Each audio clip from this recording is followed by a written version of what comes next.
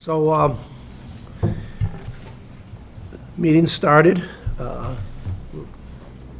Hoping to have, we didn't hear that our last member was not attending, so we're hoping he will be here shortly.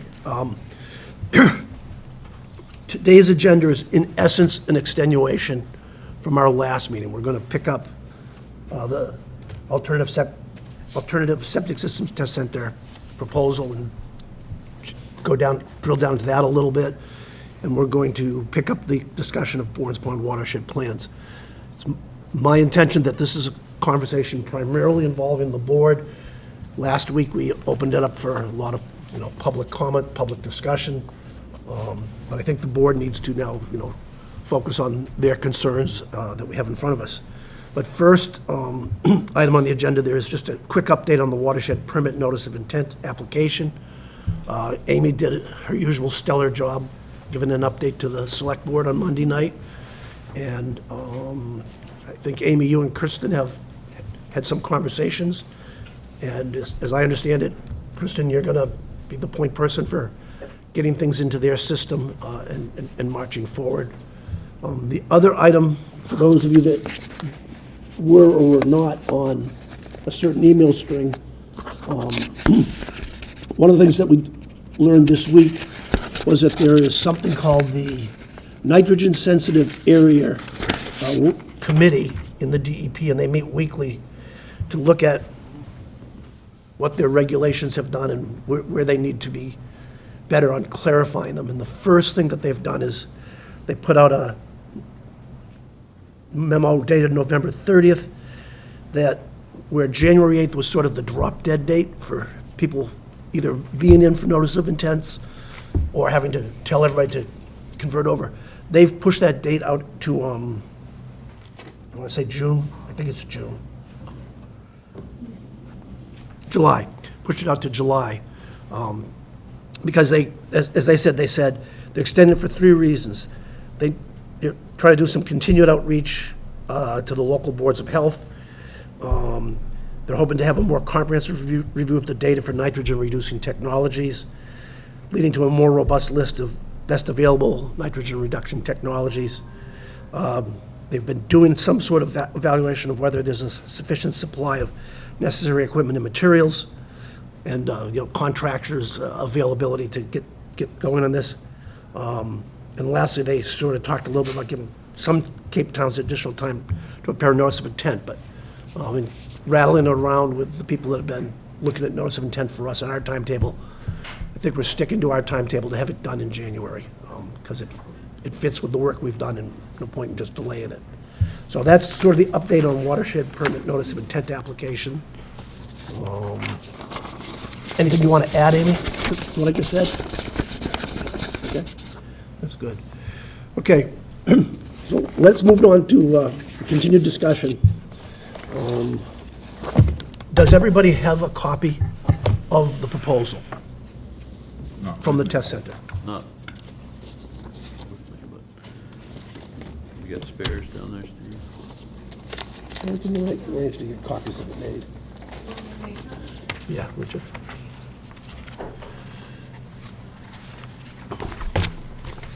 Thank you, Amy. Should have done that when I first walked in. While she's doing that, can we take item 5 out of order? Vote the minutes of the prior meeting? Yeah, I'll move that they be accepted. Second. Is there any comment on the meeting minutes? Okay? Good Tom? job as always. Good job, thank you. Thank you. All right, so all those in favor of approving the minutes of the prior meeting signify by Aye. saying aye. Aye. Aye. Terrific. Take those off the board. Item 6 will hold to the end of the meeting. Good. Okay? That's a plan. We're not going to adjourn? Are there any staff members that want to make a report? Is there anything? I'll just say that I'm tentatively scheduled to sample the PRB next week, weather permitting. So that would be the 6-month interval. I'll let you know how it turns out. Steve, I could spend a couple of minutes talking about where the Board of Health is. Yeah, On you our update your regulation. That would be So- great, Joe. We use Title V is our base for dealing with issues in Falmouth, but in many instances, we found that they haven't gone far enough. So we have what we call home rule regulations that we put into effect, which are more strict than the Title V regs. And we've just gone over those again, approved them at our last meeting, and they're on their way up to the Attorney General to just get his approval before we put them into effect on the 1st of February. And a couple of the main things which we've done this time, every applicant for an IA now gets a form from his engineer that says that the engineer has discussed with him the available IAs and what they're potentially capable of, so that he can make the applicant can make a more intelligent choice about what system he wants to put in. We've also put in rules for screening of maintenance operators so that they have to get a license from the Board of Health in order to maintain IAs in the town of Falmouth. We've put into effect a set of monitoring requirements for IAs. The state approved using IAs mostly in Zone 2s. I never thought about their being used to monitor in nutrient challenged Just areas. for everybody, Zone 2 is a reference to the zone of contribution to a public drinking water well.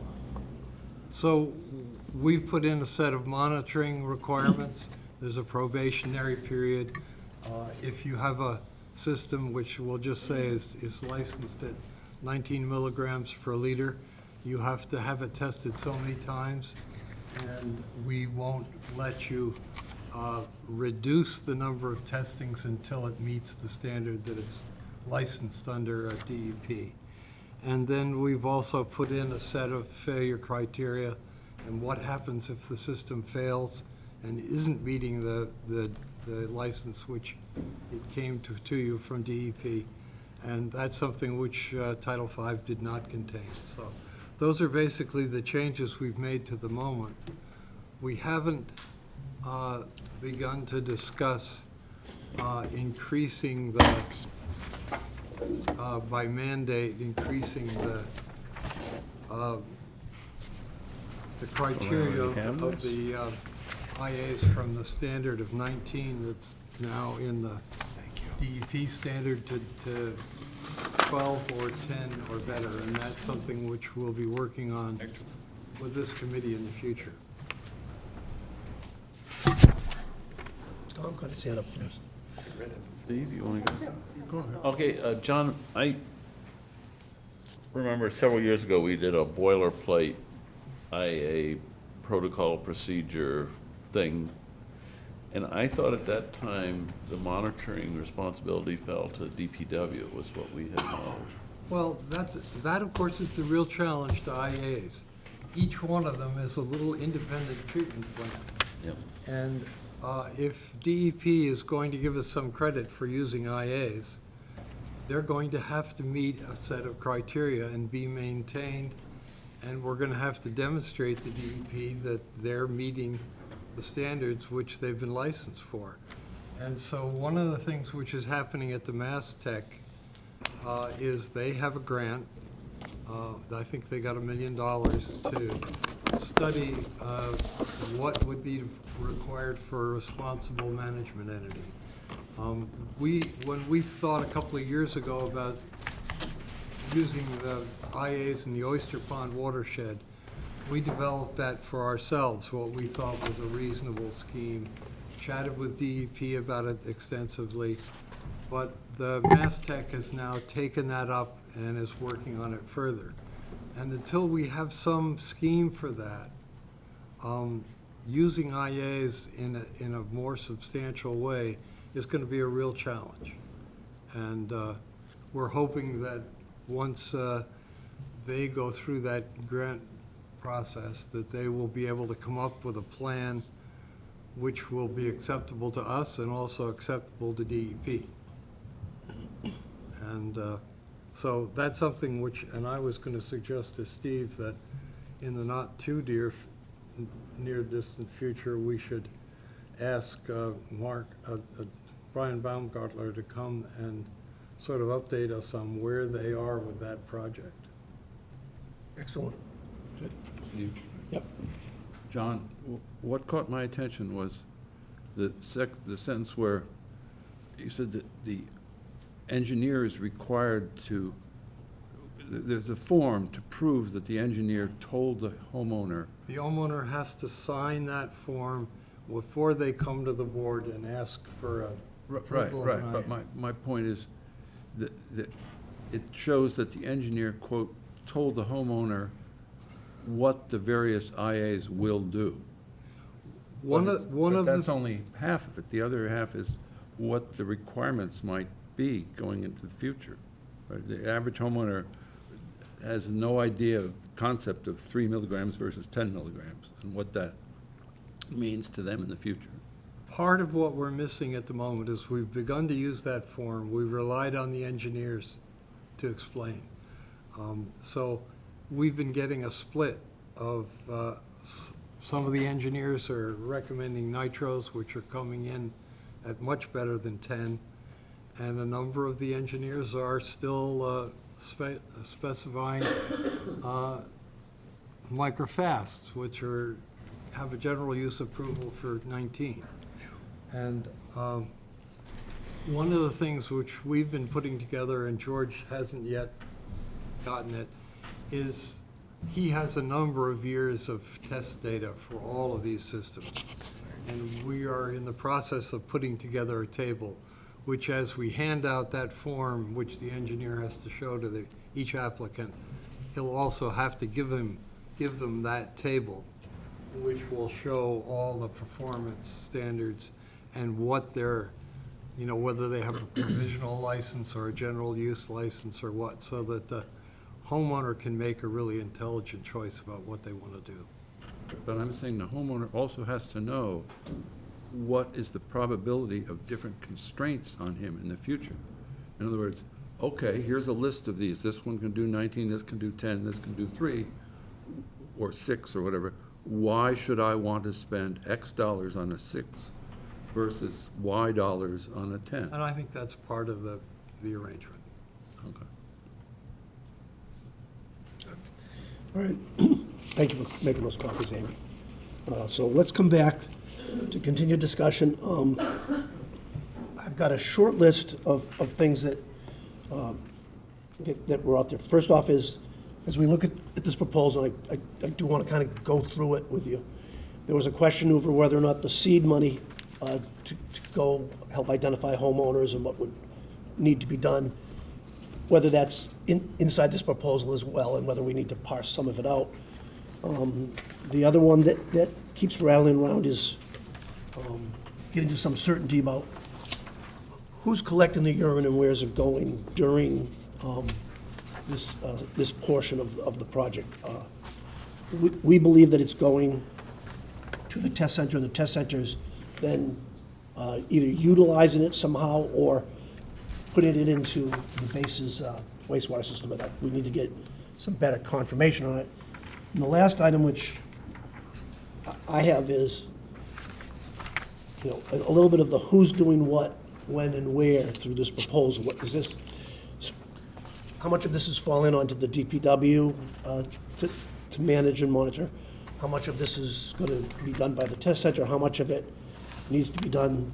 They have an item in there for a project manager and whatnot. I think maybe it's not quite defined yet, but we should gather our thoughts as we go through this. And then go back to the test center and clarify some things in the proposal, okay? Kristen, do you want to talk at all first? You had sent out an email to Amy, myself, going through things on performance values for urine diversion and whatnot. Is that, you want to do that a little later? It's up to you, you're the boss. If you feel that it's productive to do it first, I mean, okay? I can. Yep. So one of the things that I sent out was I feel that in the context of the discussions, there's a missing link between what all of the interest parties are looking at. If the DEP is going to be considering urine diversion as an IA technology, chances are they are going to assign a performance value to it, just like they do with the standard systems. That's something that needs clarification from DEP.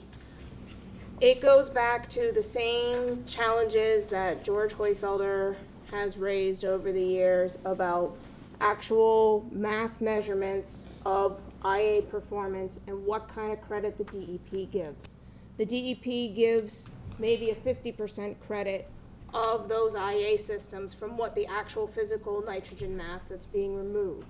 That's because of the way the MEP model was built on that 35 milligram per liter effluent versus what we know the actual effluent is 70 milligrams per liter. So how it can back calculate to fit into their model. So that's one of the concerns with the discussion that came up about whether for the pilot project you would want to consider only requiring one toilet in the house to be upgraded and having others. If people are occasionally using those other facilities, you are inflating the measured value in that septic tank, which then will dilute the performance value that DEP will look at with that data and give it an artificially low performance value. Depending how DEP does that, like I said, with IAs, they're giving a 50% credit for it.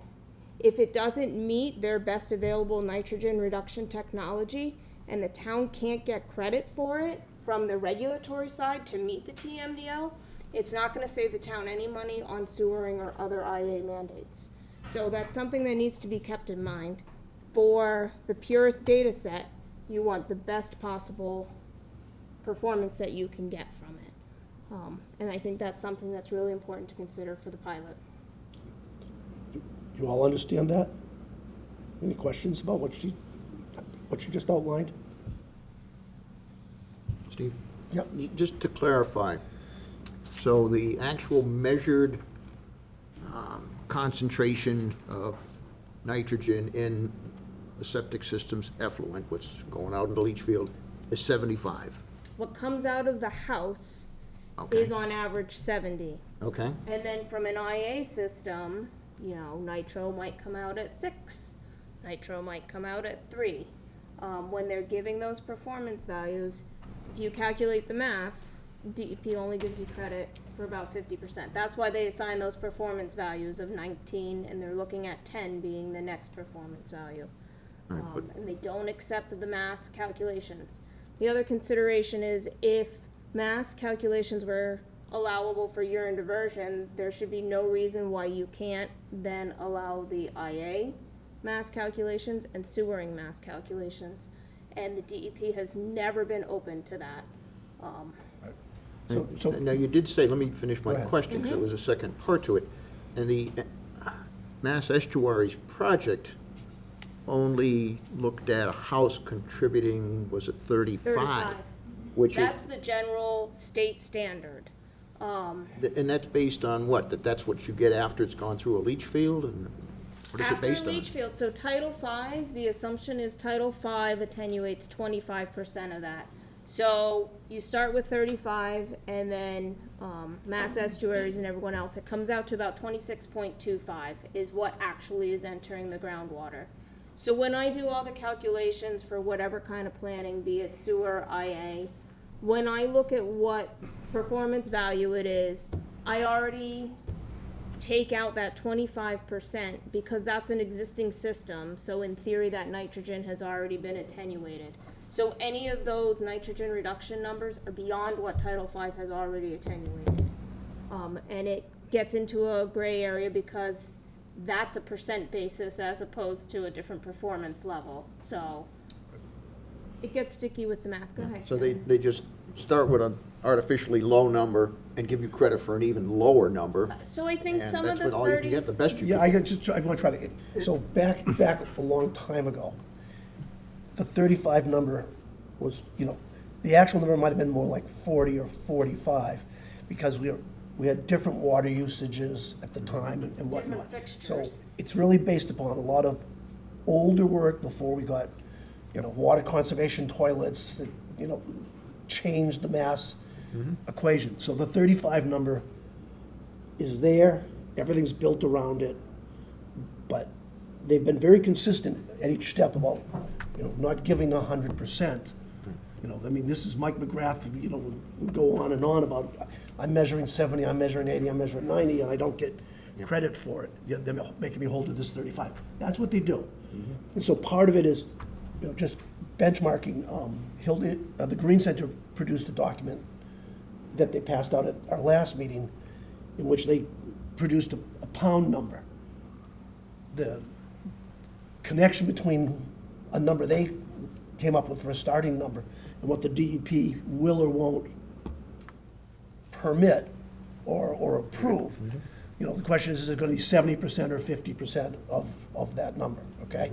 And is it going to be a function of there being one of 3 bathrooms converted over, 2 of 3 bathrooms converted, or all 3 bathrooms converted over?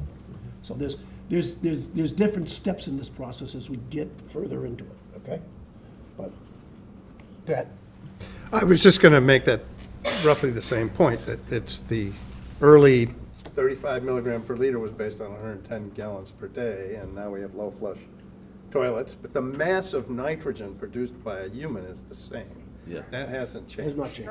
So it's just the flow times the concentration gives you the mass. So, and when that was brought up, I know we had numerous conversations with Brian Howes, with Brian Dudley, and one of the things Brian Dudley had said to us was, you can go ahead and do your calculations based on 70, you have to rerun all the MEP models with that, and what that's gonna do is move your goalpost. So if you have an estuary where you have 4,000 kilograms that needs to come out, and you've now doubled your septic input value, maybe now you have 8,000 kilograms that you need to remove. Good point. So it's just gonna make a bigger number. Yeah, go ahead, Steve. Let me present a hypothetical case that maybe will make this clearer. I'm assuming that the most likely implementation of urine diversion toilets is as a choice. There are on a list with other IAs. And suppose that one has done a calculation for a given watershed, that you need so many IAs, standard IAs like Nitro E or Nitrex, that do 10 milligrams per liter. If you now introduce as one of the choices urine diverting toilets, with credit given the way Kristen is just saying, does that change the number of households that have to have one or the other? So Where the- you so the don't an- know the right, percentage The answer is that's yes. gonna choose the IAs. Right, this is why we're back to the adaptive management concept. So, we'll stick with Bourne's Pond. So let's say in Bourne's Pond, we get to the point where we say, we think there's 600 homes that are gonna have to put in IA systems with some presumed values, okay? 10, 12, whatever. At the end of 5 years, we're gonna look at how many people have taken care of doing their IAs and what they've put in. Depending on what they put in, we have to revise that number. So we might start off saying, we think we gotta do 600 homes. At the end of 5 years, we'll say, oh, look, we're only gonna have to do 500 homes, not 600, because we're making the right progress. Or that number's gonna go from 600 to 650. So it's not a one-time shot at this, Steve. And so there's a mathematical bookkeeping that happens as each entity gets their IA sign off from the Board of Health to go do all this work. But how do you make the decision to go with your second phase? Because it'll take years before you see the result in the estuary itself. So it has to be from some numbers on the, Initially, at the it's, household. we'll get back into the Bourne stuff. There's this number from the MEP report that we start from that says there's pounds to be removed based upon the 35, yada, yada, yada. And as each person comes in, the quote, the pounds using their formulas can be calculated, and we'll see whether we're making progress towards the nitrogen reduction. The health of the system is critical, okay?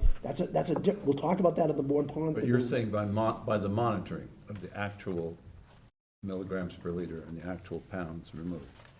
Right. They're gonna turn around and say, if you go with the FAST system, you're gonna get X milligrams per liter credit. We have water records that we gather and we run. And if you're gonna use urine diversion, it's gonna be a different number. Again, we get water records and we run it. That's what we've been doing all along. But based on Kristen's realistic pessimism, is that a fair characterization? I think it's a realistic clarification that needs to be. Even in spite of that, you're not concerned that the urine diverting toilets put an unfair burden on the watershed as a whole if other people are willing to put in IAs? I don't In understand other what you're words, saying. well, take an absurd worst case, which I'm not claiming for UDs, that they were only given some terribly small credit. Then if a lot of people put those in, then other things being equal, there would have to be many more of them, or more IAs. Right. So that's, on the 5-year thing, you come and you say, oh, look. But you're not worried about that? That absurd worst case? Not now. Not now. I mean, if at the end of this pilot, test that we're doing, the DEP comes back and says, this is the number you're gonna get. It's gonna be pretty simple to say, if 100% of the unsewered households put urine diversion in, would it mathematically meet the number that we need? So you could run the sensitivity at that point, Steve, okay? And every 5 years, you're reporting to DEP what you've done under your watershed plan, and you say, I put 100 urine diverting in, here's the credit, here's how many kilograms of nitrogen came out from that, here's how far we are from the TMDL target. And they're gonna say, you need to do more. Right. They're gonna say, you're on task. And to continue on with this discussion, John just did a little summary of where the Board of Health has wrestled to get sort of the underlying rules for IAs cleaner, for lack of a better word. That they've stepped away from for the time being, but that will come back around and as part of the watershed plans, is going to be to say, okay, there's two things. You can either run the lottery, you can say, oh, we're looking for 400 homes in this watershed to put in some type of IA to get to our mathematical number. There's incentives or we're going to talk tax credits a little bit later this evening. We think that based upon, I hate to say it, the age of the typical population in some of these watersheds is such that over a 20-year period, there's probably a fair number of properties that will turn over. The Board of Health could say, if you're within this boundary area here, and the property turns over, thou shalt put in an IA system, and we can see in 5 years how that's going, okay? Alternatively, we could say, here's a line drawn that encompasses 400 parcels, and you must put an IA system in and build some system that incentivizes them to do the changeover sooner rather than later, and we build through management plan that we're gonna do, what's the expectation, what's the predictive model for the number of homes that will convert over, and then it's a measurement. Every 5 years, you give a report. Oh, we thought we'd get 100 homes. We got 40 people right off the bat because they wanted to divert urine, or, they wanted to upgrade their system because they've, whatever. And then it slows down. So we're just gonna have to, it's gonna be a fair amount of work for somebody to keep track of, 14 watersheds and how many people in each and that's why I want to go through watershed by watershed, because I don't think each watershed is the same plan, but we have been given guidance by town council at this point that rather than go down the path of doing like a zoning change, I mean, there's currently overlay districts for water resource districts that have no effectiveness against just about anything having to do with 40Bs in terms of doing IAs or anything. Right. Whereas the Board of Health can, under public health and public safety, define a zone and, coming back every 4 or 5 years and reconfiguring those zones is some work, but is not an impossibility to do. Okay? I mean, that's the sort of big picture structure. Get these plans together, monitor how we're making progress. There are multiple variables, though. The Board of Health under Title V is an N-sensitive contributory area to an N-sensitive embayment. Is that the criteria? Yes, I mean, what is it, the Barnstable, what's the group in Barnstable that's been working? Clean Water Coalition? Yes. They've in fact adopted what they call the Falmouth Plan, and that's a plan which we floated, and we will probably come back to, is that within 300 feet of a water body, one of our coastal ponds, you will, at certain times, upgrade to an IA. If your septic system fails, if the house is sold, if you do major renovation, you would automatically have to upgrade your Title V. They've put that into effect in Barnstable.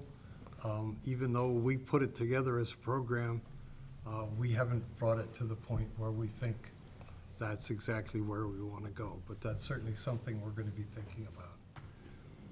Just to add a slight complication, in that home rule regs that we just sent up to the Attorney General, we did under failure criteria, if all else fails, we will consider using mass balance to consider you in compliance with your IA. And we have already had applicants come to us saying, we've monitored our system, it comes in at 80, and it's licensed at 19, the best we can get is 30. We're getting the 50% that the state mandates that we have to get. Are you going to give us a variance that says, on that system, even though we're not making the 19 that we're required to, are we going to be in compliance if we maintain it at 30? And so we're already wrestling with that. I think, to clarify in my mind, and I think others, the mandate would be an IA system, not which IA system. And let us say that after our provisional program for urine diversion, it is accepted by DEP as an IA system. So if you then, as a Board of Health, say, thou shalt put in an IA system, you would not be saying it must be one that meets 10, or am I correct? You have to remember that the new state reg says you will put in the best available technology. Right. Yep. And so if all of a sudden the nitro systems are getting well below 10, and there are other systems, now they still only have a provisional license, but they're very close to they have 50 in the ground. They haven't got 3 years of data, but I would think in the very near future, they're gonna have a general use approval. And so, if the state says you will put in the best available technology, that means, as a Board of Health, we're going to be saying, unless there's extenuating circumstances, you're going to put in one of the systems that. But if there's only one company that's in that situation, how do you keep prices reasonable? You don't. You don't. That's why there's several people that are doing their best to get 50 units in and get the general use approval. Hence, As long as it's several people, well, if it's only one, there's a this is what the DEP's built, so yeah. It's quite likely that there might be some price gouging if there's only one in the market. Or the DEP, through their working group, will revise the rules somehow. I think they're well aware of, now Scott McCann, who's not here tonight, but he attended something a while back in which some of the folks that have been doing IAs for a while, but only, saying they can do the 19 or whatever, some of those people are scrambling to modify their systems or make them better so that they can hit the 10 number. Well, there are at least two that can do it technically, right? Nitro-E and Nitrex. But They they- just have to but prove it they- by having 50 systems. They're not a general use approval. And the RUC system worked that way, but Mike decided to step away and no longer offer the RUC system. Okay. Thank you. Amy, you had your hand up. Do you mind?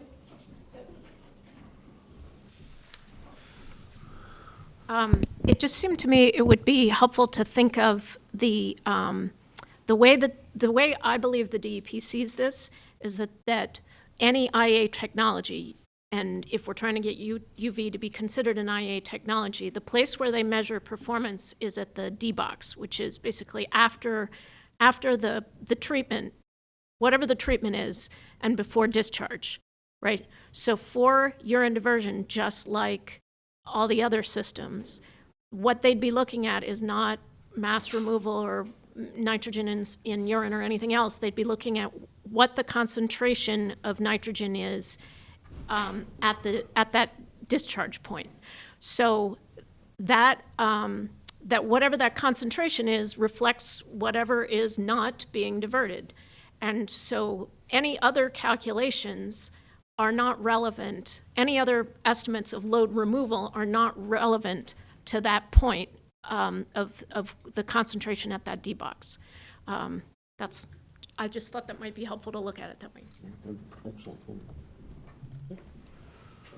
Of course, when the urine diversion becomes, as general approval, that can be used by Harry homeowner to scare the daylights out of any normal IA vendor. Why should I pay you? You know, do I hear a lower price? Oh, that's the exact idea. It's an option, hopefully at lower cost. And that's the reason for testing the Right. tank on a regular basis, to see, is it getting the measurable improvement we predict because urine diversion has been in effect. So we test the tank before, we pump it out, start with, let's call it a clean tank, and then look at it every couple of months or quarterly or semi-annually over the life of the 3 years to see what improvement we have where the rubber meets the road, AKA the D box, where it's ready to exit the tank and head for the leach field, correct? I think, you know, just to diverge a little bit, one important thing to remember in our discussion is we're looking at UD as potentially being an IA-accepted system by DEP. We are also looking to gather data that may be very useful for freshwater pond, stream, and river remediation, where DEP be damned. We know, based on good science and experimentation, that it can be an effective technology where it's not mandated because it's not an estuary, but boy, can it help clean up those ponds and rivers and streams. So there's a dual purpose that and I think the entire working group has seen for this to, let's not just go in the box of urine diversion as an IA, but also where else can it benefit Falmouth and other communities and the waters of the world. So it's important, I think, to keep that in mind.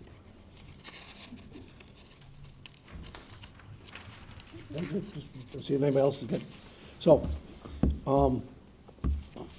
everybody's got a copy of this in front of them. And the project scope of work, I'm just going to read them down, then they'll come back to them, just so everybody knows. Project scope of work is to identify 75 participating households in Falmouth. Now hearing that it might be 75 households split between a couple different communities. We had a conversation with Senator Moran's staff the other day, in which it was suggested that some type of agreement or document or might be necessary between the communities, identifying that they're all participating, and to what extent costs are being divvied up or shared. So we know that it's no longer looking like just 75 households in Falmouth. It might be. But you don't want the nightmare of an intermunicipal, I mean, the time lag. In other words, we should remain in charge. If they want to pay the full freight for their people and join on and help us reach 75, I have no problem with that. But if we have to spend months negotiating so that this agreement is also agreeable to multiple other towns. I It'll wasn't, never we haven't, this is, the question becomes, if people are outside of Falmouth and they're participating in the, this is one of these open questions. If they're outside of Falmouth and participating, do we need something as simple as a memorandum of understanding between the communities, or do we have to structure an intermunicipal agreement? That's an open question, all right? The indication was that it might be fairly straightforward to have just some, I mean, I'll let Doug speak because he was on the call too. They weren't indicating, part of it was from their office, they were looking at opportunities for grant funding. They were saying that it makes it easier to include money in budgets or bond articles if it's coming from several communities. So they said some type of document indicating the relationship between the communities relative to urine diversion. Or, actually, what I think the comment was that just as long as they're included, and he could pass that along, that we are inclusive with the other communities, that could still get the funding in line. He just doesn't want to speak out of turn and say that we're including them Right. if we're not. So- But eventually, we're going to have some sort of understanding. It doesn't have to be super formal, but some kind of MOU between the towns should be in place. But the agreement could be that you're welcome to come to our party, but we make the rules. I would think so. It's our Yeah. program. That's what they basically we're saying. It doesn't have to be too formal, it's just that it's open, and this gives you the, it's regionalization, which opens up more grant and budget line funding opportunities. All the agencies like regionalization. I think This this, would be yeah, it. I think to your point, Steve, if we're gonna come through and say, these are the rules for participation, right? The other communities are gonna have to follow the rules. That's all I'm saying. Okay. Yep.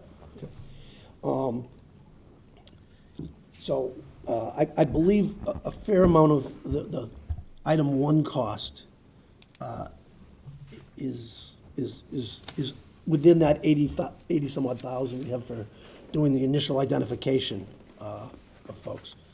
And then do a UD system, item two is to do a U. So, Steve, I have a question. This is the only budget issue I have, is it seems, there's project consultant 90,000 in this proposal, and there's already been an allocation from the selectmen for roughly the same amount of money for a project consultant to sort of suss out whether we can get together 75 people.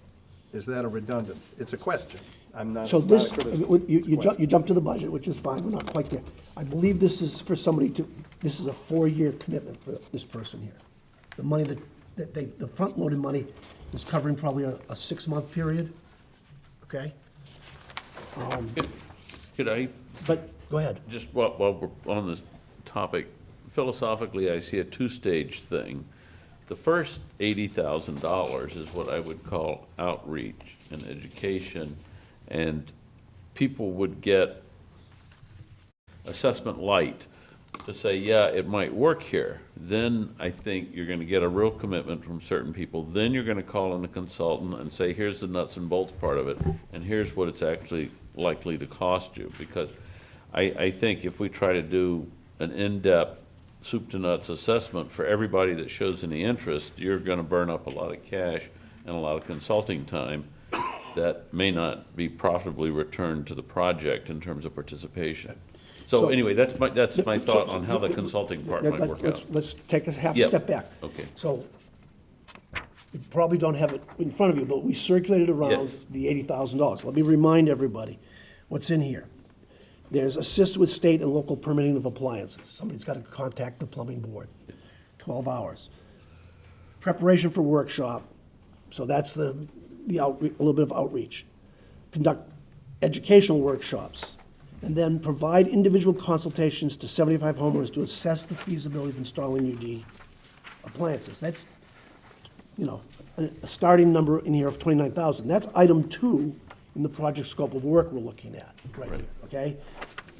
Do UD system assessments, okay? So that's up front here. They've got, provide follow-up consultations with potential provisional study participants to discuss next steps. And then they've got project management, 67 hours, which is not, that project management budget in here is like $7,370, not Yeah. 4 years, okay? So that's where we're sort of at here, which is, yeah, I'll just say, in the scope of work that we've got that we need to clean up, item 1 and 2 are basically covered, okay? In the 80,000. I was just gonna say, if you round off the 75 participants to 80 to make the math incredibly simple, the 80,000 is $1,000 per participant. Yes. And there's a little bit of a conflict here because as to seeing whether that's enough. You want to give the people, and it may be, and some of it's going to be wasted on people who say, well, thank you very much, but for all that information, no, I don't want to do it. Right. So that makes it way less than 1,000 per person. But just taking the people that eventually go with it, for now, they have to have enough information to make a good decision, to really commit to it at some point. I mean, and that's obvious from this survey that the Green Center or Kim or someone passed around to all of us. And it's common sense. I mean, no, the person would be crazy to commit to it without knowing what it's going to cost. And we want real commitment. In fact, I was going to say, the advantage of insisting on getting real commitment from people, in other words, they sign on the line that they will do it, assuming the costs stay at this level and assuming the subsidy at such and such a level, if we, in fact, once we reach 75 or 50 or whatever it is households. But you can't expect them to sign that without knowing all the facts. Mm-hmm. So is there enough money in the 80K to give the people the information they reasonably need to make that decision? Are you, I'm just asking for So- people's opinions. so the 80K number, I mean, you have to pay a plumber to come and look at your house and so on. so the Pond Coalition and the Green Center basically did some legwork. They know what some of the costs are for people to do these type of things. So they identified this budget as a budget that would be adequate to get 75, to find 75 households. And to have somebody come in and say, this is, you know, this is gonna be a tricky replumbing, or this is gonna be a straightforward replumbing. So it's a little bit of their budget number, but it's not a plucked out of the sky type number, because they've had people come out and assess homes already at a couple locations. Yeah, Kim, Kim's done it. you had prices on this and other things that, Yeah. so. We I- had someone come to our house and he spent an hour, a little over an hour with us, talking about our sort of lifestyle, how we use our different bathrooms, what our interests are. Yeah. He did an assessment, he priced it. You should go to the microphone, because Yeah. nobody can hear you. Yeah, sorry. Except us. And we're not that big of an audience. Okay, so Kim Comard, Falmouth Pond Coalition. So I think I did provide you all with a copy of the assessment that we had done. And based on that experience, talking with this consultant, we feel like this is a very fair, reasonable number for the assessments. The consultant may come to someone's house, and within 10 minutes, it becomes clear this is not going to work. And so that's, time they don't have to spend on this. They may have to spend a little more time at someone else's house. But based on what we learned from our assessment, we learned what we needed to learn. What we don't know is what kind of subsidy is going to be provided. And yeah, we have to decide whether we put our tank in the basement, which is cheaper and simpler than having our yard excavated and having a site plan and all that. So some jobs would be more complicated than others. We feel like, this is reasonable. I do think some of these projects can get complicated, and you may need an engineer, and you may, so I think some of them are going to be much more or less complicated. And I hope that we I would suggest having a conversation with the folks at MassTech about all this to see what they envision with the funds they proposed. Yeah, at the end of this sort of ongoing discussion, we're going to roll back up to Yeah. MassTech again. Yeah. So my question is, I see the importance of the consultant at the beginning of the project, but once it's rolling, does that person still have to be involved? I don't think so. I think the involvement is after you've done the assessment and we say, we want to go for this, we want to install this, then these other 3 hours are, can you help us find the appliance? Can you help us order it? Can you help us find a plumber? Yeah, all of that makes a lot of sense, Yeah. but then it's installed, they're using it. Then they're out of it. So, and my confusion, and it is confusion, it is not, is that there is a project consultant indicated in this budget Right.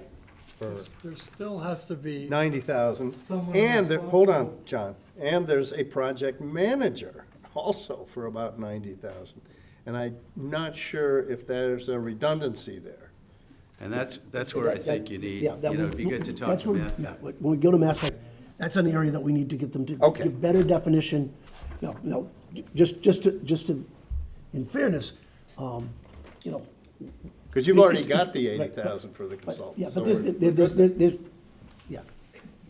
It may, project management may or may not be the best description of the fact that somebody's got to kind of Process the samples, all that, do, I run the realize. program. So the question is, where are those hours? There's also managing the whole project and the different parties involved in this project. Right. And the coordination with DPW and, Right, well, there's a field technician and so forth. There's a lot of, I'm just, Okay. Yeah, I think that the consultants are heavily front-end loaded. You're not gonna be spending 90,000 every year. It's, 90,000, but, I'm gonna pull- 70 of that might be at the beginning. I'm gonna try to pull everybody back away from, Sorry. you jumped to the budget. I- I wanna come through the got scope. us into a can of worms, Yeah, but- no, we'll get there. The worms will wait. But, Can I say something about the subsidy, or are you coming to that later? yeah, we'll get to the subsidy. I just wanna go through the scope right now, okay? So, items 1 and 2 in the project scope of work are in essence covered by the Phase 1 budget that's already in place, okay? I guess the question about installation of water meters as needed to isolate outdoor usage only, as it's in here, I was unclear. Who was providing the water meters and who was doing the installation?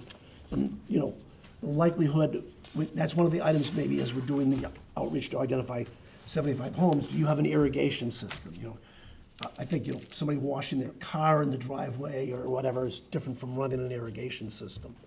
And Well, I guess can't you extrapolate from, or interpolate from the fraction of Yeah, I just- Falmouth residents that already have these, which is quite small? I assume, don't, right? this showed up in their proposal, and I think it's a question back to them, why do you think you have to measure? Are they trying to get gallons flowing to the urine diversion toilets? I Yeah, don't so know, that's a I don't know what technical that's for, question. but that's a question as to what is this and why is it needed, right? It comes to Amy's earlier point about DEP's gonna measure it at the D box. And how much goes in for water, doesn't matter, it's what's leaving Right. the tank to go into the leach We need to field. get DEP buy-in as to that that's what they want us to do, but. Yep.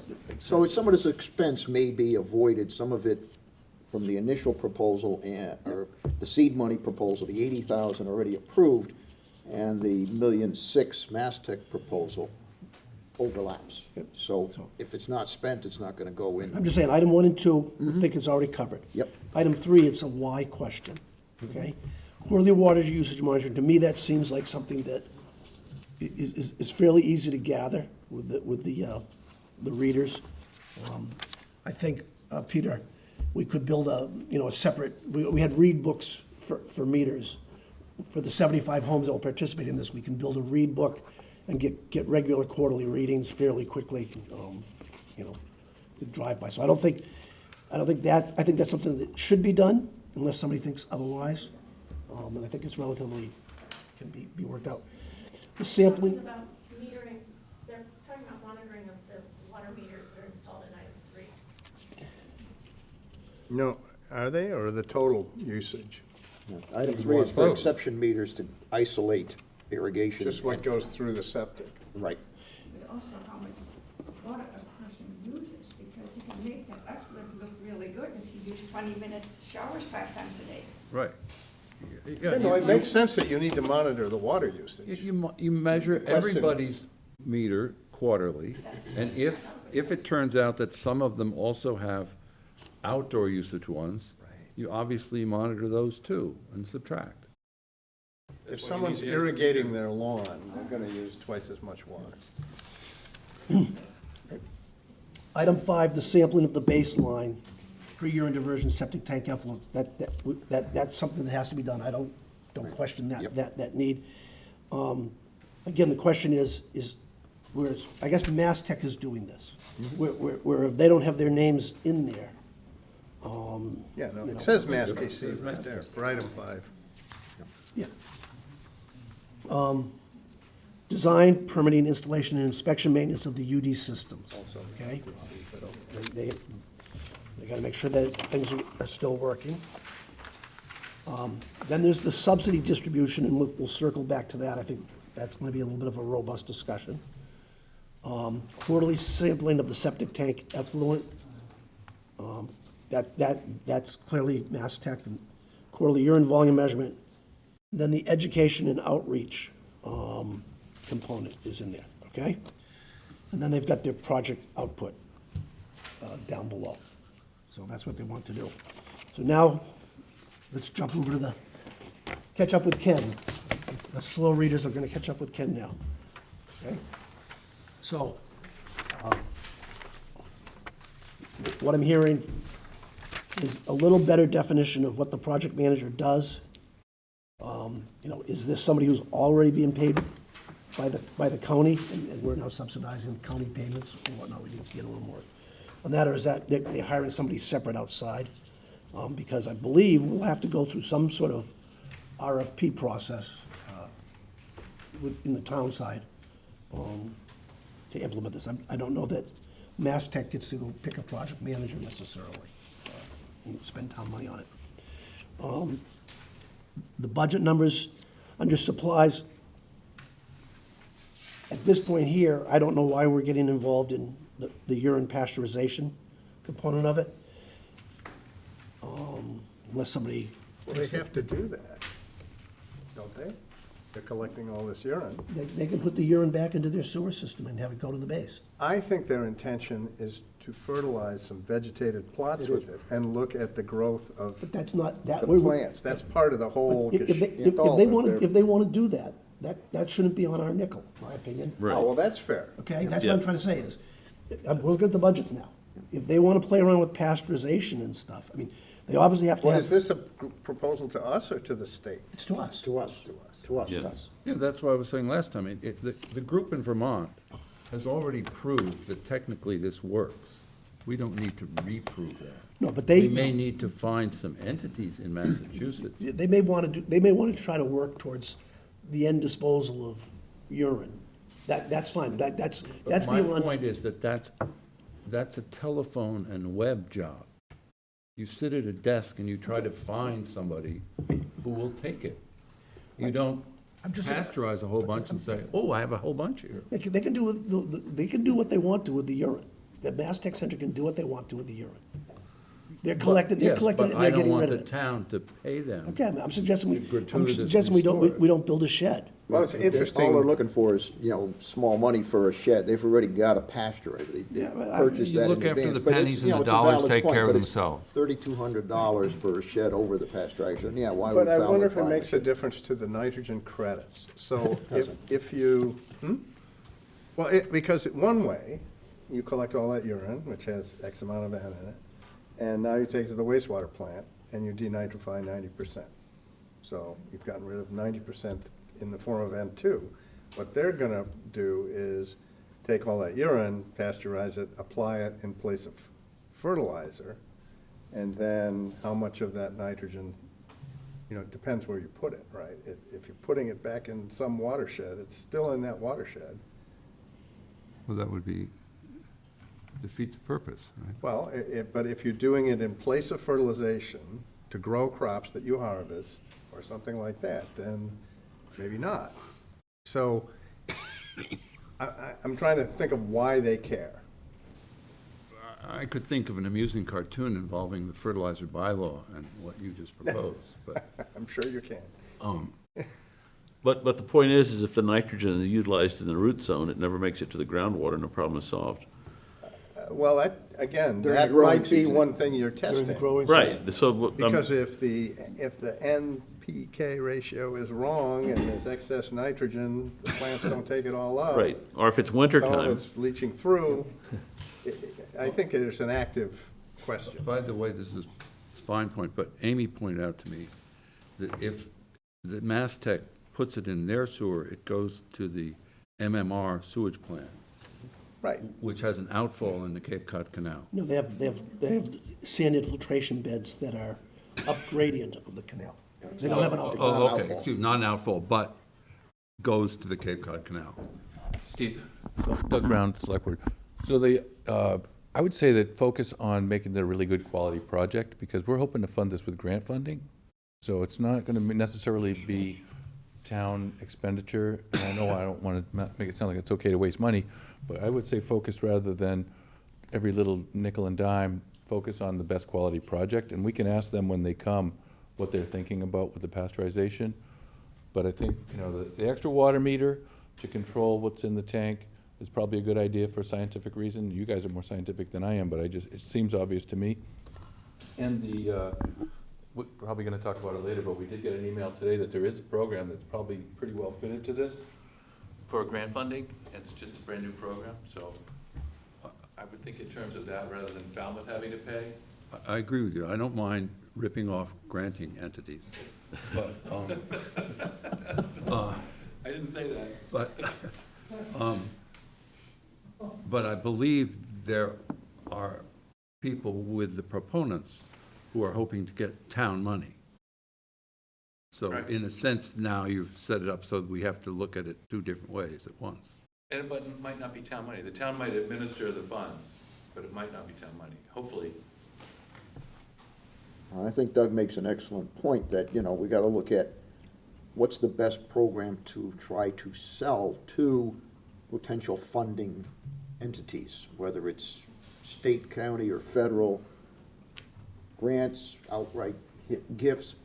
But the better the program is, the better you can sell it. And I think having a component at relatively small money, and it's not gonna be just Falmouth money, to Doug's point also, makes it a more marketable program to these other entities. If we make it too narrow without some portion of, let's call it science, going towards the end game of what are you gonna use this stuff for, it's not gonna be as marketable. So what's clear is they need to clarify a little bit more the rationale behind pasteurizing it and what the possible fates of that nitrogen might be. Steve, could I make a suggestion? I mean, it seems to me we have two funding issues here. The town has already appropriated $80,000. We don't yet have an RFP for that.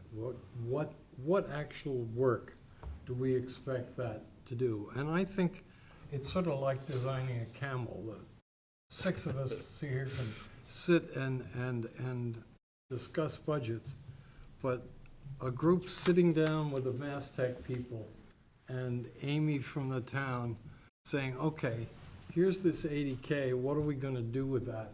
And what are gonna be the criteria is gonna be a much more effective way to decide what we're doing here. That was just education and outreach, just to gain interest from people in the town.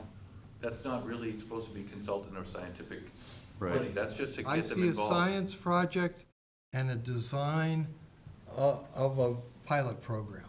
In other words, that 80K, at least in my mind, can be used to design the pilot program. In other words, identify the participants, potentially line them up, do the assessments of their houses, and then we come, and once we have that set of data, which we develop from that 80K, we come back to a Mass Tech science project.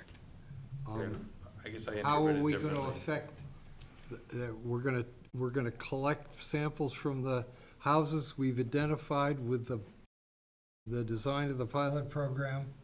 I see it differently. I think it was just education and outreach to get people interested and involved. Well, you can look at the 80K, there are two possibilities. They're both useful.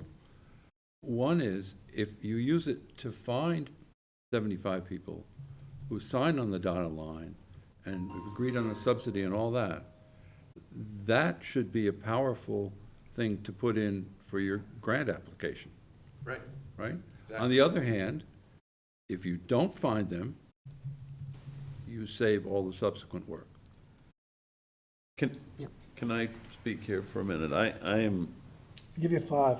it'll be less than 5, I think.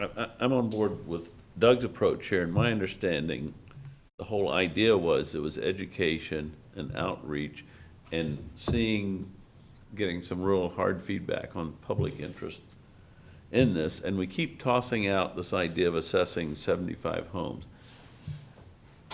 You could decide there's 75 prime candidates, you go in and do the assessment, and I guarantee you that a substantial fraction of people that were very enthusiastic about it, maybe a quarter, maybe, God forbid, a half of those people will say, no, this is not gonna be what we're gonna do.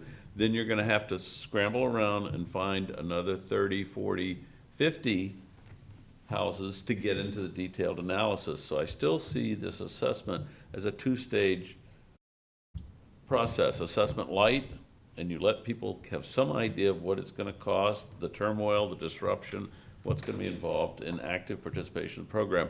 Then, when you have your good to go people, then you're gonna have the real detailed assessment and bring in the consultant and do the detailed analysis. So I think we've absolutely got to think more than assessing 75.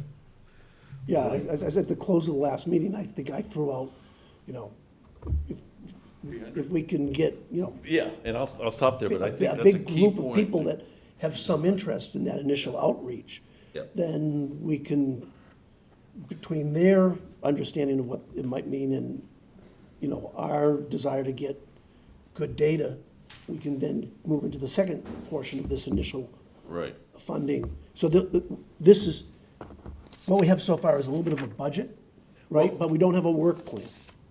Right, and I think we really need to look at that budget, because that's what the select board approved. Was So far. exactly what's on that sheet of paper, I think. That's what you guys looked at and voted on the meeting, right? Was it? You mean this Mass Tech proposal? No, The the 80,000 The initial proposal. 80, the AFSCMR. the initial, the $80,000. And that You was the voted on a intent. very specific menu of items. And Just for to this get- part of it, we need to look at exactly what's on that sheet of paper, because that's what you approved. And I think you nailed it. This is the actual word. And the 80,000 is to get people involved and interested and Right. tentatively lined up. Yeah. Do an initial assessment, see, you know, what the fallout of that is gonna, when the major program kicks in, you know how many more you've gotta go after, and Yep.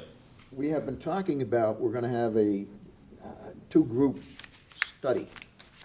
One is the hard-plumbed, all the urine is going into a collection tank and leaving site.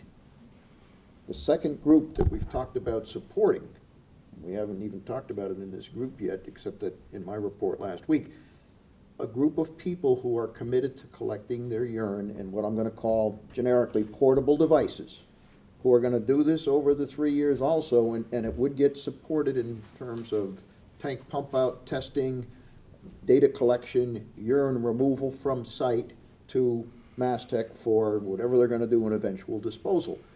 That's a whole nother funding commitment that as we look at, well, there's overlap between the 80 and the 1,600,000. That money's not gonna just go away. If it's not spent, of course, it returns to the coffers, but it would be used to, I think, probably to fund those additional group of, maybe it's gonna be another 100 people that are gonna collect the urine and give us data that's useful for the other thing we're looking at. Hey, can this help the ponds? Forget DEP and TMDL mandates. Is that a program that makes sense for Falmouth and other communities to protect and remediate ponds? And they come dirt cheap per person. You don't need Absolutely, any you know, you're consultant. talking, instead of, you know, 10,000, you're talking a couple of maybe 1,000 over the life of 3 years of urine removal testing and all that. Probably less than that. You know, the Green Center, I guess, had this 2-month program of enthusiastic, dedicated, committed people collecting their urine, and they removed a lot of urine. We don't have all of the data of, you know, how much per person and all that, but there's an initial number that Earl shared with us last week. I would have kept that program going for the 3 years. You've got almost 50 people in it already that, hey, DEP, you know, this is something else that we did. And can you help us with this? What does this mean to you that we collected this much urine on a voluntary, portable collection basis? And it's significant, hopefully. But I would have kept that program going. Well, doesn't it make sense to talk to DEP about that as soon as possible? It talk about what? Collecting that information? You know, they've basically said they want hard-plumbed No, total what do they collection. need for that to be approvable by them as an IA? Just portable collection? Yeah. We gotta start with this, and then that's ancillary to Yeah. the main program. That's what we looked at it as a working group. This was gonna be ancillary data. To say, you know, I just cannot, unless they would change their philosophy and go into a volume collected and analysis, poundage or kilograms of urine, you know, it's too variable that, well, somebody uses it, you know, 20% of the time, somebody uses it 100% of the time. Somebody used it for a month and Yeah, stopped. you'd have to have some method of, Yeah. there'd be some criteria the homeowner would have to satisfy. Yeah, so that's why it's ancillary and not defined, but it's a concept, and I think it has some merit, but it's not gonna fly with DEP based on that. But I think if you had 50 people or 40 people that did it for 3 years, that's a bunch of information, and it might be useful. Whether DEP would ever consider it for anything beats the hang out of me, but I think it's worthwhile, and that's part of what we're looking at recommending be funded in this project. But you want to find out as soon as possible. I think that there are a lot of people at the Green Center and so on who would like to see that going forward as an actual technique for some households. No, right now, it's purely a voluntary thing. People say they want to help the environment. Go ahead and do it. And as part of this program, I mean, I we would never consider do it, but I supporting it. defend to the death people's right to do it if they want to, if they Right. do it right. I'll do it in something that'll give you meaningful data. So It's off the program. So, yeah, I'm gonna try to bring us back around, so, And had her hand up for a while. Hilda, I was going to speak, if you want. It's up to you. sure.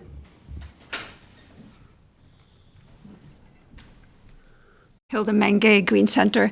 2 quick things. We are talking about diverting urine, not collecting urine. We want to keep the urine out of the groundwater. It's 2 different things. So we should always mention urine diversion because then incinerating toilets might be part of it.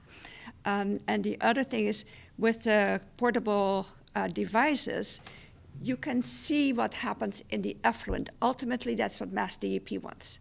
The number that the concentration of nitrogen in the effluent by the D-box. And if people do it voluntarily in little containers, whatever they want to do with cubies, and they can show that it's reduced a certain amount, then that is a really good number to have. I think they wanted to exclude the incinerating because they're already approved. Doesn't matter, you want to have urine diverted, that is the issue for the environment. I suspect that's why the DEP said no to that. Well, Then why not use the ones that are already approved? Okay, Well, this, So, I'm gonna try to, sorry. yeah.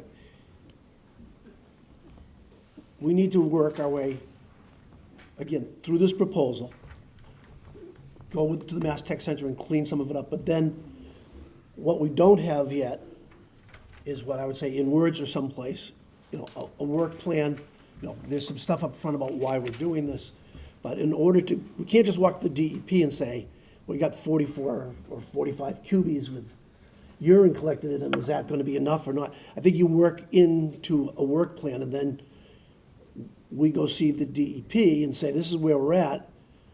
If we do this, will this satisfy your needs in order to get to the approval? Okay, that's what we're trying to work our way to right now, okay? So they haven't really given us the products, have they? What will be the data at the end? Yeah, they did, project output. Yes, they do. There's project output there. Project output. That's page 2 or something. After the scope of work, they then list the things that they're gonna produce. Oh, here we go. Okay. Project outputs. So I'm back on the budget thing right now. Yep. So they've got water meters at, 18,750. The math tells me they want to put a water meter in all 75 homes. Okay? So that may be what we need to do, but I need somebody to, at Mastech to explain to me why we need to do 75 homes, okay? Then we've got a dedicated pickup truck, and I'm not sure, again, are they doing a 4-year lease and then turning the truck back in? Like, what is the 30,000 really cover, okay? I agree. Then we've got a project consultant at 90,000, over a 4-year period. That's not a big number each year, depending upon what the person's doing and the number of hours. I know, but I'd like to see a justification for Yeah, that, yeah, we because do. Kim just said, I Wanna see don't a think pro- we need a no, consultant. Want to see a after the project first year. description. Want to Yeah. see a project, we want to see a Because description. we already have, we have a project manager and a field technician associated with this, and we have someone doing laboratory analyses, and there's, 167,000 for that. So I'm just not sure what the consultant's doing. Yeah. I think the laboratory analysis number is not a, No, that's reasonable. Can I say something about laboratory analysis? please do. If we're gonna have all of these other households involved, we've gotta figure out what it's gonna cost for those people to be involved too, if we're gonna be sampling. Right. So that number's not included in here at all. This is just for the 75. And so if we suddenly have 100 people, which I would strongly encourage, I'm all for gathering as much data, we need to be thinking about what that's gonna add to the cost. Well, it's $127 a sample, according to them. Well, there's a bunch of costs here called out per house all the way down. If you, I didn't try to tabulate all of them. 77 for the testing plus labor. Yeah, but I mean, he's got truck use and a whole bunch of other things, pump out and, anyway, I just want to throw that out as something for us to be thinking about that's not included in here right now. And I really want to see it included. The additionals, yeah. Yeah, the additional, call it the peripheral, the ancillary, knock-on the effect. So I'm just going to put this out there a little bit. I think when we started with Mary Beth, she was fine with keeping it down, keeping the number of participants and everybody to the 50, right? No, just. Yep. Right, just- yep. Yep. So that's one thing. The second thing is I just had distributed to all of you, I don't know how many of you opened it up and bothered to read it, but the paperwork involved at each location, in order for them to be in the program, each one of the sites has to wind up being essentially permitted individually, okay, through paperwork, a contractual arrangement with the town, things recorded at the registry of deeds. So there's, doing 75 is going to be some work. And I'm just, one of the things I keep wanting to find out when we talk to project consultants and whatnot, are they going to do all that paperwork? Last time around, Cia Carpolis did all of that paperwork, okay? And I got one good copy that's representative of the things that get written, because it rolls into the subsidy side of it, which was, last time around, it was in essence a loan Yep. for a designated amount with a forgiveness clause at the end, because you can't truly subsidize through public financing without having this mechanism of, we're giving you a loan to do this up front, and if you fulfill all the project requirements, 3 years, the quarterly data, everything else, Yep. then there's a loan forgiveness aspect. So I don't know if you've seen that paperwork or remember it from last time around, Doug? Yeah, it was a loan qualification, a Yeah, loan. but there's all this stuff in there about this isn't a contract, and it's between these people, and, Yes. There's so- legalese. Can I add? But that's gotta be done, so every time we add more people in there, it's more trips to the plumbing board to get them to approve the device on a provisional basis. But that's not anything, that's not at all what I'm talking about here. I'm just talking about people that are very casually involved, and we just want to quantify what's going on. So we've got to have some idea of what's leaving the premises. I'm not talking about someone that's looking for a permit to go forward with whatever they've got. Peripheral group won't need the. Yeah. Right. They're not getting a direct subsidy towards a device. It's Right. just They- purely. I'm just trying to be careful that we don't say something or indicate something that, Right. We will when we- need to add money for the additional testing. if we Exactly. make when we get down to the details, it turns out because, Kim and others are obviously telling people about what the program looks like and what it might be. I don't want to go too far until we are certain that we can or can't do certain things. Right. But I think And once one of we- my biggest concerns is, the QBs, there's a plumbing code and permitting issue in here that we're sort of like not acknowledging. And so we have to be careful about this board, as a town board, making town commitments and town money to something that may be not legal through the plumbing board, okay?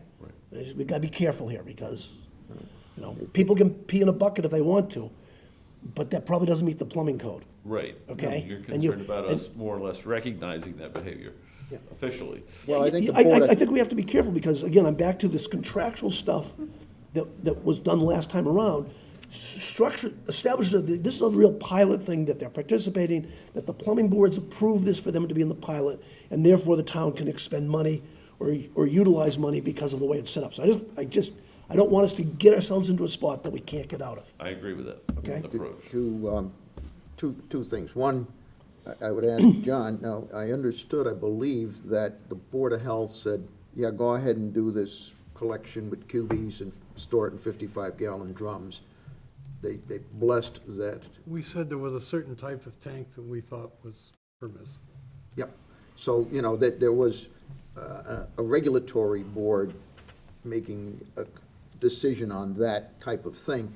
This is purely an advisory board to the Board of Selectmen. We don't spend money, we don't, say this is the rule. We advise the Board of Selectmen.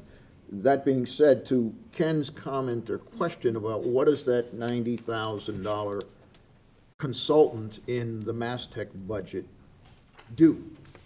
And if you read page 1, it talks about identified 75 households. One of the people doing that is the project consultant. Item 2, assessment at the households, project consultant. Installation of water meters, project consultant. Design, permitting, and installation, inspection, and maintenance of systems, project consultant. That's where the $90,000. Well, but it's that's what he's also gonna the do for- contractor in Mass TC for item 6. I'm Right, just right. saying. I mean, there's, I'm not sure we don't already have at least a portion of that covered. But, Yeah. to me, this is a pretty rich budget. it's a very detailed budget, but boy, you gotta read the fine print, because. I understand. You know, Gotta go a little heavy when you're doing something you haven't done before. Sounds. So I want to keep moving along here. I feel like we're at the point where we should, Amy, I can rope you in to go back to Mass Tech with a couple people and try to get some further clarification on this, because I don't want to, I know you got a pretty full schedule.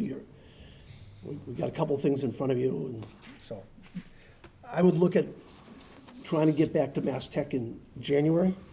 I think, Ed, if you're agreeable, I'd like you to be one of the people remain involved. And what I would like to know, and get a list of what are the questions and concerns that this group, the committee, has that would go to Mass Tech with, Yeah. rather than just kind of, Yeah, I think I heard somebody say, so if we can. I'm kind list of those tasking, I'm going to try to task you a little bit. We got another meeting coming up in a couple of weeks from now. Yeah, but I won't be there. Nor okay. will I. Oh, anybody else? There's a good chance I may be gone that day, too. The 20th is looking poor. I'm not sure yet, so that's why I haven't spoken, but Is everybody back the week after Christmas? Could we meet like between that and New Year's? Yes. No, not until after New Year's. For me. I don't, the reason I'm not committed to anything, because our schedule right now is in a massive state of flux all of a sudden, so I don't know what my schedule will be. Sorry. I think you're gonna have problems doing anything before January.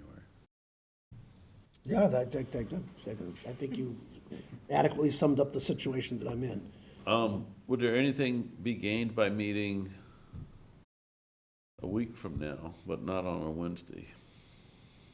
Or, Well, this On a can be worked Wednesday. out by email later, right? well, email is not, I just want to make sure we have enough time to talk about substantive things here, like subsidies and.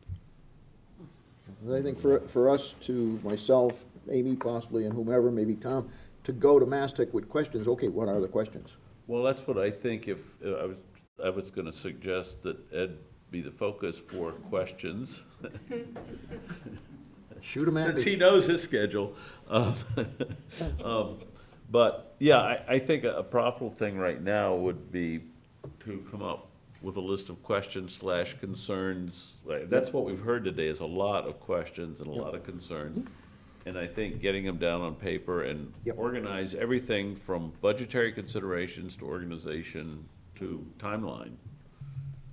Because we need a timeline too. Yeah, you have a bunch of them, and we can all email in Yeah. additional ones if we think of them. Can I ask one other question? Hold on a of- second. of Amy, Doug? did you have Or something? Amy, actually, have it. Well, so Doug implied that there's a potential grant funder of this, and I'm wondering if we know Yeah.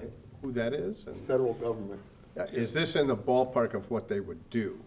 It is, actually. We got feedback from Ariel Vergara from Senator Moran's office, and I'll share with you what the email was. So we had a meeting last week, as you know, with their staff. Yesterday. To outline the, excuse me. Yesterday. Their staff Monday. to outline, you know, what the Monday, program Monday. was. I'm sorry. And the money that we were looking for. And she got back to us today with, where is it here? So they reached out to some of their fellow officers, fellow legislators. And this I wanted to share, funding opportunity shared with us this morning by Senator Markey's team. Is maybe an avenue to look into funding for the urine diversion pilot project. The U.S. EPA recently launched a new $2 billion funding opportunity, environmental and climate justice community change grants to support community-driven multi-year projects that deploy clean energy, strengthen climate resiliency, build local capacity. And there's another aspect of it, which is, along with the $2 billion available for grants, is the program also to include additional $200 million for technical assistance support eligible applicants to apply for and utilize grant funding.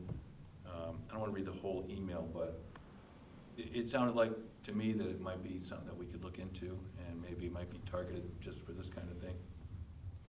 Okay, but there's not a program that says, you can apply for up to 1.8 million for this type of project? These are between $1 and $3 million grants. 1 and 3 million, okay, that's. That's a nice range. Well, that's for two. But continue, I mean, you're Well, asking the my- question about the grant. I mean, are you curious, does the grant have to be in by a date certain? Well, that's a good follow-up question, if you want to ask that, Mr. Chairman. No, you brought up the issue about the grant. Yeah, I was just wanted to make sure there was some place for, this is a fairly large ask, for it to go, that was, because, There's going like to be when an we were informational applying. seminar tomorrow to talk about it. Yeah. And ask these questions. Right, but for example, the SNAP Is that a grants. Zoom, is that a which Zoom we- thing? I'll share this with, Ed has it. Yeah. I'll share it with the group.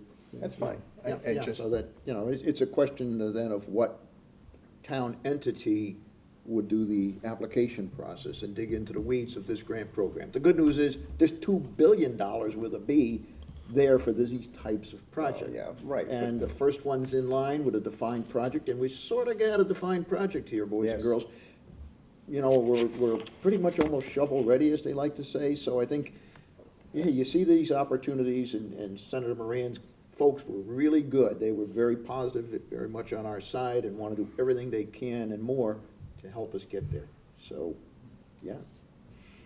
The question comes to be, who will be authorized by the town to do this? I'm gonna share this email with the town manager and the assistant town manager and Amy and Peter, and then we'll see who Hey, says they might be able to take a shot at it. Can you share it with us through the Falmouth Content Green Center? And is it best just to go through the town, or should it be county? I'll share it separately. Mhm. Kim has it. Okay. No, I mean, Senator Moran's office covers more than just Falmouth. Right. So, But it's all on the other side of the canal. no, it's not all on the other side. It's just, Yeah. okay. She's just Falmouth and, The point, you've satisfied my question. I just didn't want, there's a lot of effort going into this, and if there's no place to get those funds, because, you know, as I said, we did PRB with SNEP, and what was 300,000 or something. So, you know, it's a big chunk of change compared to most of these type things. Okay. methodology for questions to come to me. Yeah, Kim, I think, has a question.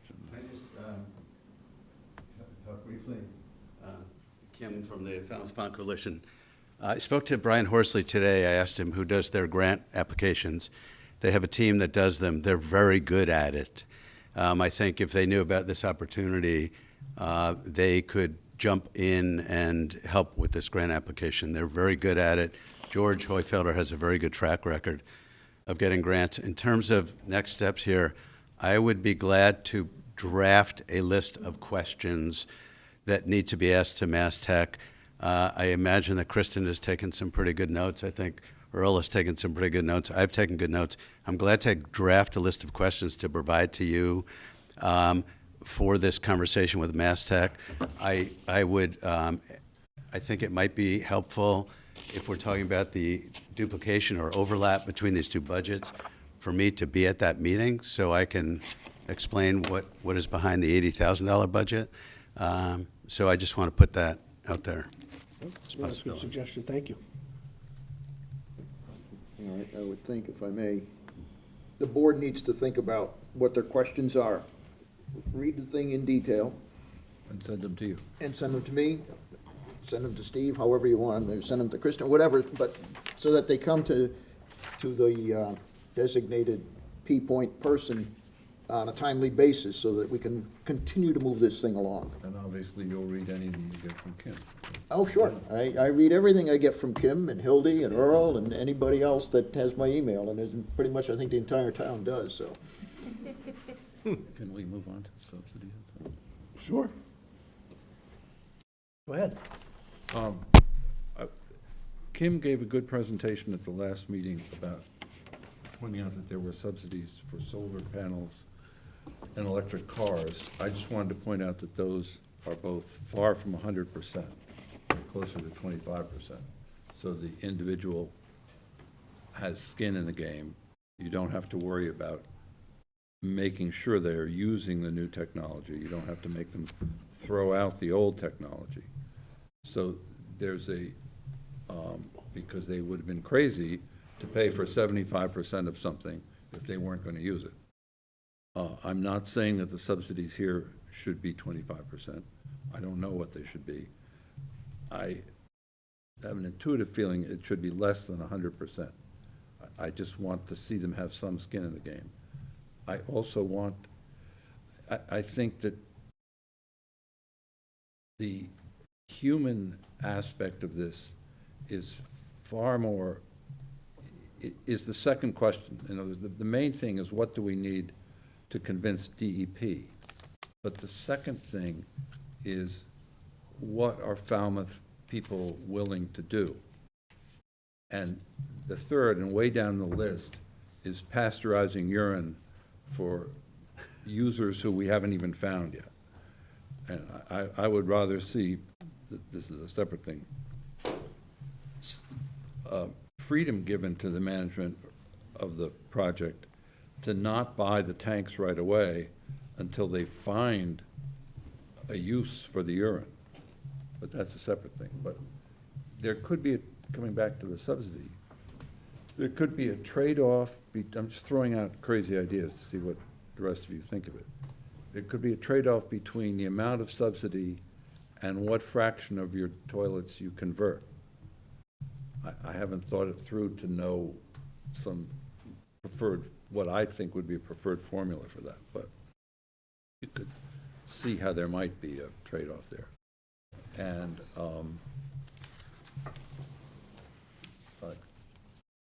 I think we will, and Steve Rafferty pointed out at the last meeting that maybe you'll find 300 people who are interested, and then it gets winnowed down to the 50 or 75 who actually participate. One possible mechanism to consider is some form of Dutch auction. That's actually a technical term. It's not a pejorative term for some bad auction. There are a lot of different ways of running auctions, where you have people essentially submit a bid for what they would accept in the way of subsidy, and then hopefully you get good bids, and the best bids from the standpoint of the town are the 50 or 75 that we take for the program. I just throw that out. Yeah, I'm done. Okay. Anybody else want to talk to the issue of subsidies? We've talked a little bit about subsidies, and I went through Kim's new numbers. Can you fire that up, Kristen? And I'll stand up here. I saw something that kind of threw me a little bit. So, if I missed something, or maybe the question wasn't phrased properly. You should be speaking into a microphone. Yeah, I'll stand over here then, where Kristen is, once I'm starting here. I'm not good for much, but I'm good about keeping people at the microphone. Yeah, okay. I took a very simplistic approach and just did it likely, unlikely. So I split it into sort of yes or no. And I apologize, I rushed to get this through, and my graph constructing skills weren't great, but I didn't get a chance to label them across the bottom. But 1 through 5 is the 0, 25, 50, 75, and 100% subsidy. And it's pretty clear that as you increase the subsidy for houses that were signaled initially, our proposed participation went up to 93%. But in the houses with more than one toilet, which was I forget what total fraction, when the subsidy went to 0, 50% of the people were still in favor. This is if they only have to replace one fixture. Right. So Not all. Right. So this is the key thing. But with 0 subsidy, it went up from, I think, 37% at 25% subsidy, and that's that big blip up with 0 subsidy. And I just wanted people to see that, because it didn't show up when I was just looking at the numbers, and I went back and started messing with them a little bit. But anyway, that I thought was an interesting pattern, that with 0 subsidy, if you were just doing one toilet out of a multiple fixture household, that half the people thought favorably or were likely, whether it was very likely or just plain likely. I think a lot of people also have no idea like how expensive it could be if you had to do all of your fixtures. Well, I If think you that's a just have very to do one, then you feel scary like number. That's manageable. Right. So I'll stop there and turn the meeting back over to Steve, unless anybody has questions about those numbers. 1 second. So, this $10,000 number appeared, and we probably should do a little bit of vetting about where the 10,000 came from, but there's a couple of things I think need to be done to get to an actual subsidy. One is, we've got pretty good data when we look at the sewer side, in which, there's a number for putting the sewer in front of the house. Town pays 70% of that. Homeowner pays a betterment equal to the other 25, 30%. But then there's, The reverse. Picks up 30%. Yeah. Betterment is. okay, you're right, I Yeah, transposed the numbers. big difference. I transposed the numbers. But then the homeowners also have to pay to hook up. And we've got pretty reasonable data on that. So you can say, what's it cost somebody to get on the sewer? What do they get for a benefit out of it or whatnot? So that's a little bit of a benchmark, because, there is a fairness thing here around doing it. The other sort of part of the puzzle, and we picked this up on the phone call on Monday with Senator Moran's office, is the state law relative to being able to apply for and get tax credits for upgrading your septic system has been drastically revised, making it less punitive if you are trying to get a loan or whatever. And in essence, they will give you upwards of $18,000 in tax credits. And you can spread that over 3 years, I believe. 6 years, I think, okay? Yeah, So they've upped if your state tax bill over 6 years is $18,000, you can apply for and get that money back, okay? That's not necessarily, I doubt that it would be available to anybody who participates in this phase of the program, because it's not an approved IA system or whatever. So I think there's a little bit of a working around this subsidy question, factoring, the people that sign in, what they might be foregoing in terms of a tax credit. I can sit here and say, oh, well, instead of me signing up for this program and getting some subsidy and being out of pocket, I like this idea, but I'm gonna wait till it gets approved by the state, then do the work and get my $18,000 tax credit, because I economically come out ahead at the end of the day. So I think we need to look at that a little bit and understand that to try to work our way to what is a real subsidy number. But I think I was a little bit on the, if we do subsidies, what happens on the next phase? How does it, how long, how many do we subsidize and whatnot? And knowing that this tax credit program is out there, it changes the game a little bit in terms of, who can do what, when, and where. I think we want, keep our eyes on what we want to learn from this initial volunteer study. Yeah. You want to think ahead to how it would be, what would be the financing and the subsidy if and when it went full-time, for want of a better word, when it was an actual approved program by DEP, and make it mimic that. But we also have to make sure that the town is going to have to grant a commitment to these people that they will keep taking away the urine even after the 3 years. Yeah. Potentially, or maybe Right. they say at the end of the 3 years, you're on your own, kids. Right, but we have to think about that. You have to be Yes, indeed. upfront about that The with details everybody. are incredible. Right, and then on the curve that Tom just showed, of course, it goes in that direction. The more subsidy, the more participation. But the actual numbers that you get from a real auction, when people are really signing their real legal signature and dealing with real money, can be very different than what you get from just asking people, what do you think you would do? Yep. And in particular, the orange curve that went down for a while, obviously is statistical noise, right? There's no common sense reason why you get more participation with a, With a greater- less with a larger- participation with a more, so that shows you the noise in the data. But back to my, talking about this, the tax credit.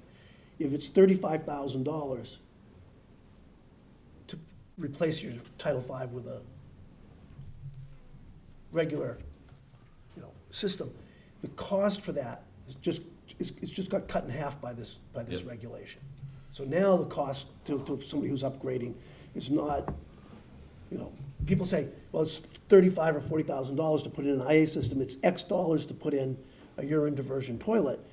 The reality now with this state law that went in for nitrogen-sensitive zones is the cost to put an IA system in has just been cut by $18,000. Is your incentive? Huh? Right. Is your incentive?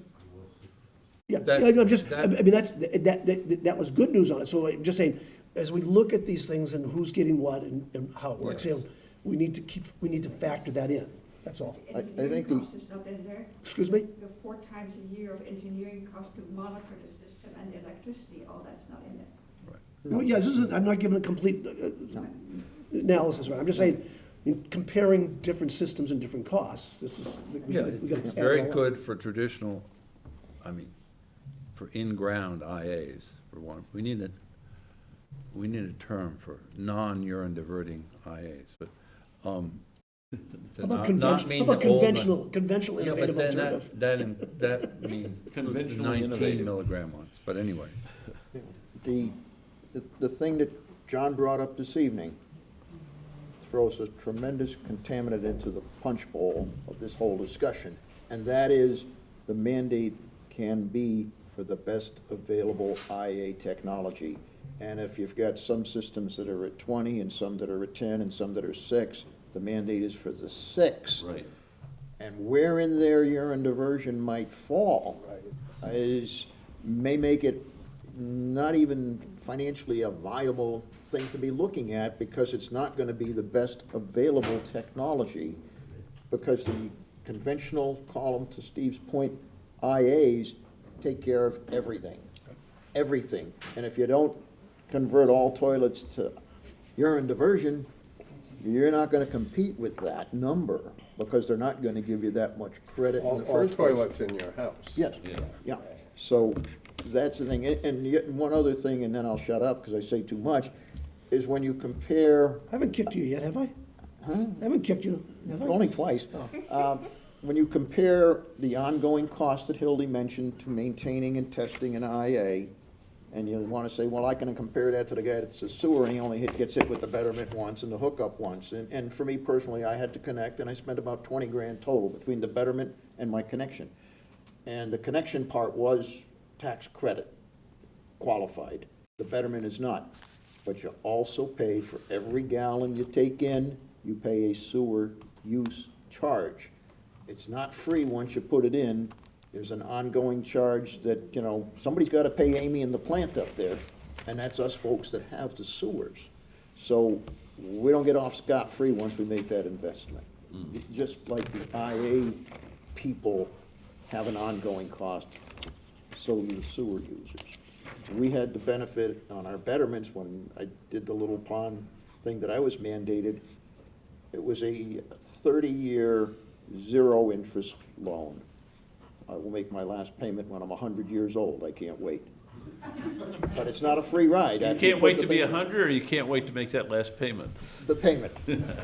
I'm in no hurry to hit 100. But anyway, All right. Couldn't resist. I work on the, I can't sit still for 2 hours, so I think this is a robust discussion. very. Questions are going to come to Ed, I guess, Ed, me, and Kristen for now. I'm going to move adjournment. Not quite yet, not quite We yet. got to set the next meeting. Not and quite that's- yet. No, we're not going to set the next meeting.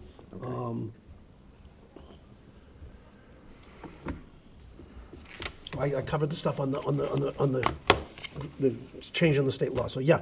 I think, Steve, if I may, there was a question that I think you wanted input on, is what watersheds would we like to see? Well, we're going to save that because we haven't, Oh, okay. we haven't got through Bourne's. I'm going to, Okay. what I wanted to do was ask for a motion to continue the conversation on Bourne's Pond to our next scheduled meeting. So moved. Seconded. Yeah. Okay, thank you. All in favor, signify by saying aye. Aye. There we go, good. All right, Tom? Yes, I'll move adjournment if that's what the chairman wants. Second. Okay, there's a motion made and seconded, no comment. All those in favor signify by saying aye. Thank you. Thank you for sitting through all of this. That was very good. That's certainly robust.